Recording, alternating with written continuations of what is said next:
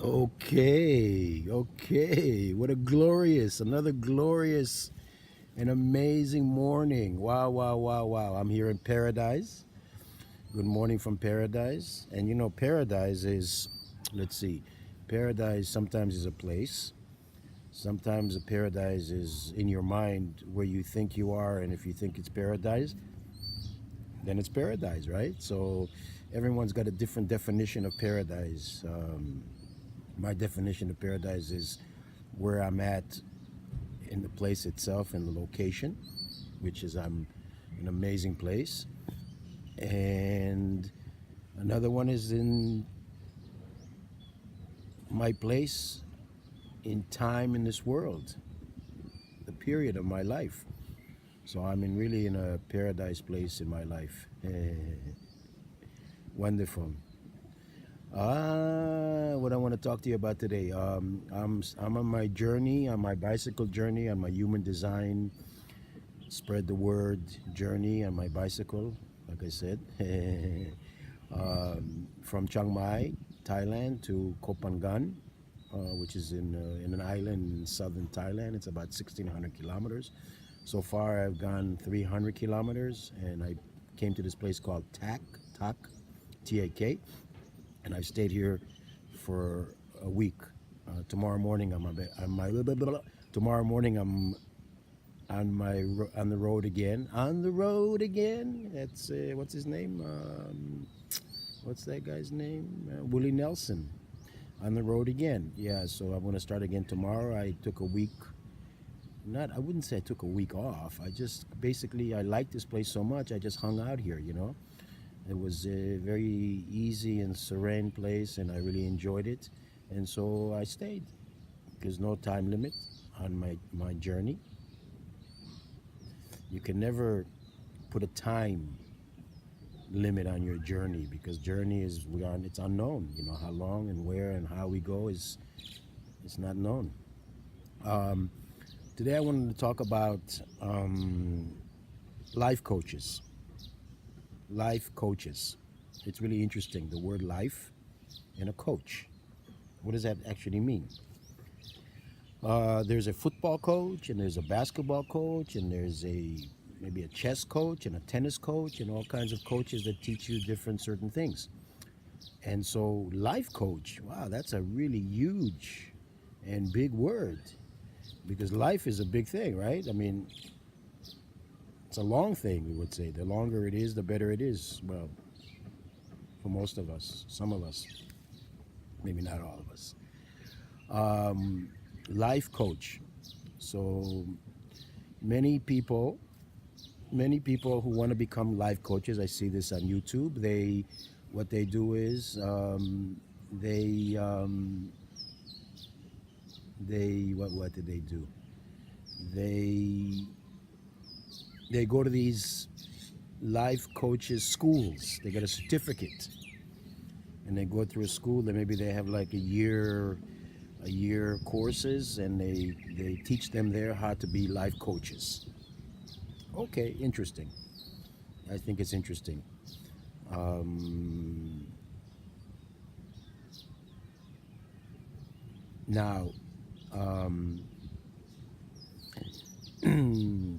yeah, I think it's interesting. But when I see these guys in their early 30s or late 20s, and they're saying that they're life coaches, you know what I mean? I mean, how could you be at the age of 20 or in the mid 30s and be teaching about life? Not yet. Too early for you to be teaching about life. You could be teaching, let's say you are successful at some business that you have, started some let's say like, today's, startups, young guys are getting into it. So they can teach that. There's no question about that. They can teach you how they started this business. And if you're looking for someone to teach you how to start a business, then that's probably called a business coach. I wouldn't call it a life coach because people in their 20s and their early 30s, I don't really think they can be teaching you life. They're still learning themselves. Of course, we're always learning. We don't stop learning. I mean, when we stop learning, it means it's over, baby. It's really over. so So when people in their early 20s and mid 30s or something like that are teaching life, I think they should be learning life first before they can be teaching it. So I think that the certificates also means, I don't know, it's more, I don't know. I think the word life, listen to the word life, life. You teach, you're a life coach from your life experiences, what you went through and the things that you know what doesn't work.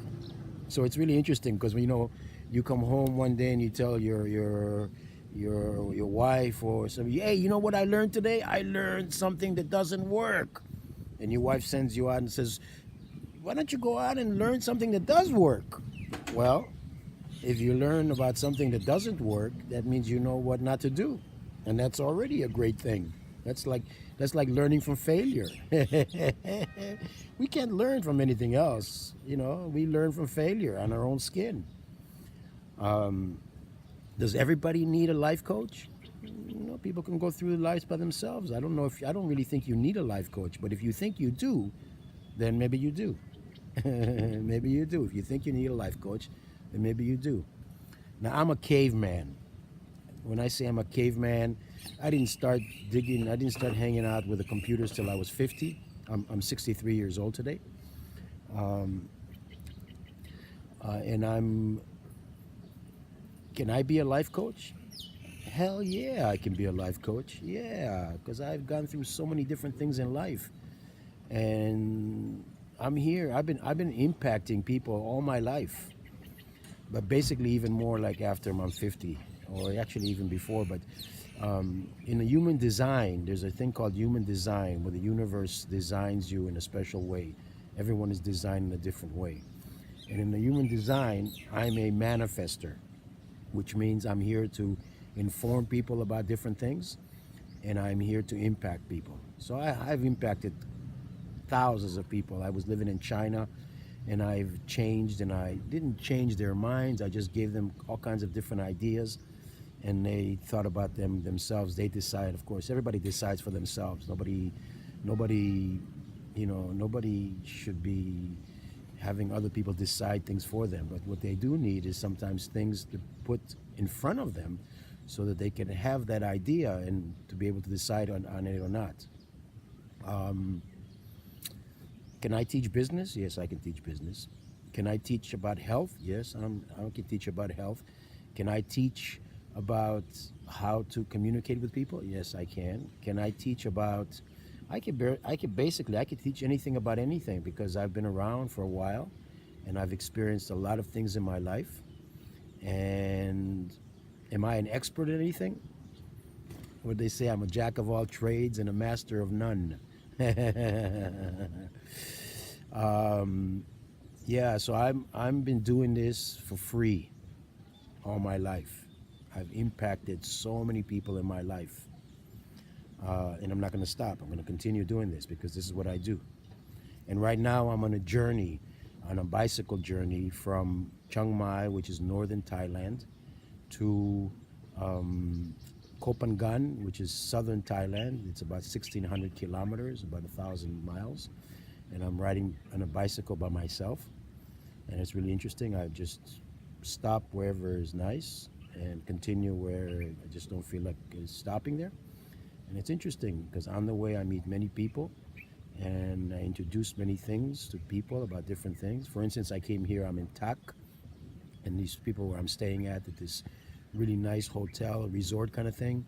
And I noticed that the place wasn't too full of people here, and it's a beautiful place. It's really an amazing place here. It's called Makaleli, something like that. And anyway, it's a nice place. And I sat with them for about an hour, and I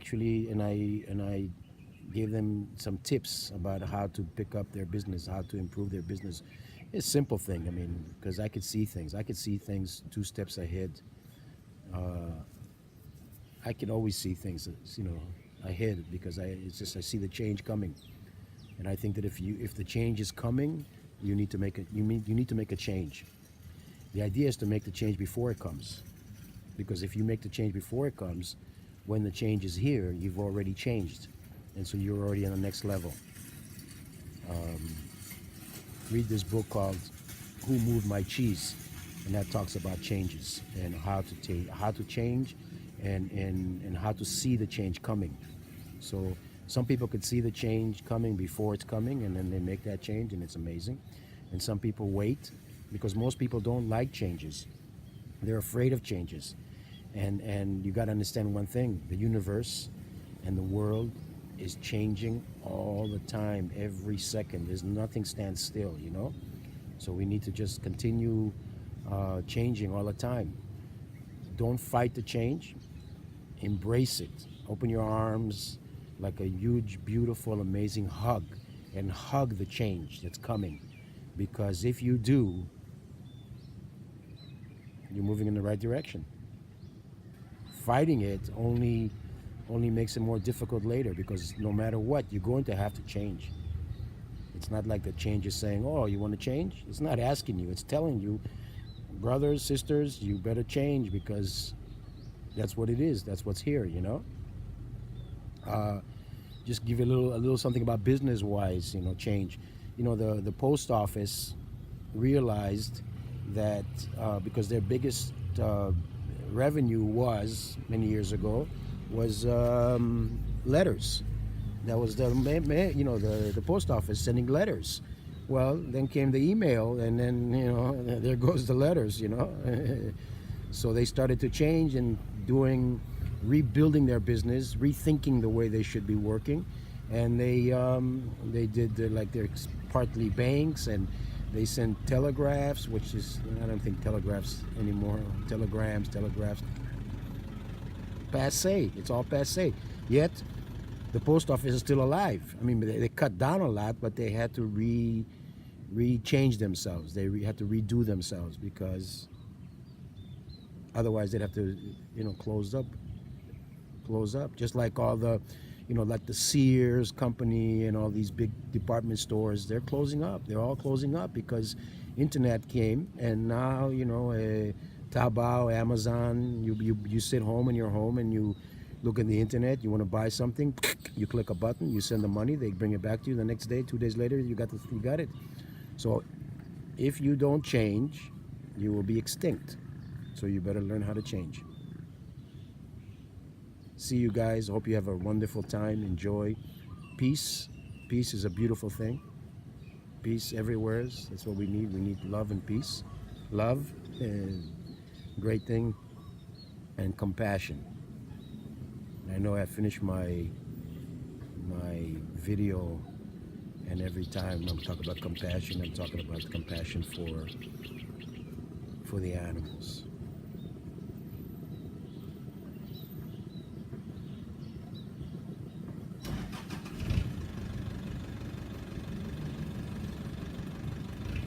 We need compassion for the animals.